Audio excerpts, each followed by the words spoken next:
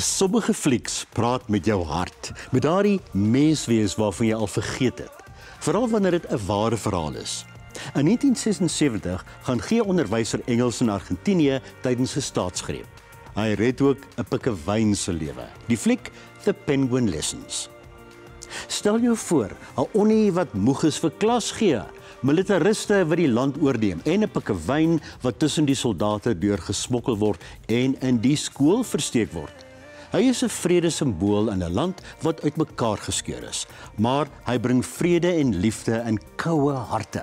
Hy motiveer die opstandige seuns weer om te leer en die onderwyser raak geheg aan die pikkewyn wat hom oral volg.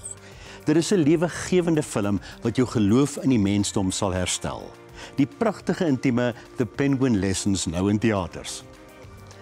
Naast the Minecraft movie is Sinners die topgeldmaker van 2025 en ontvang juichende resensies. Dis geoormerk vir Oscars.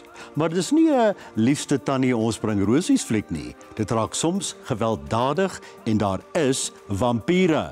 Wees bewus hiervan as jy gaan kyk. 'n Tweelingbroers gaan besoek hulle tuisdorp weer in die 1930s in die Amerikaanse diep suide. Met 'n fyn aanvoeling vir styl, beligting, klank en struktuur beeld die regisseur hulle probleme uit wanneer hulle uitgebuit word. Maar Sinners gaan ook oor die blues musiek en wanneer die karakters 'n blues aanhou, daag ongenooide gaste op, almal familie van Dracula en die duiwel is los. Alhoewel dit 'n noemenswaardige film is, hoor my mooi, is dit beslis nie vir almal nie. Sinners, nou in teaters. Jy kan hierdie resensies op Ontbytsake se webtuiste lees.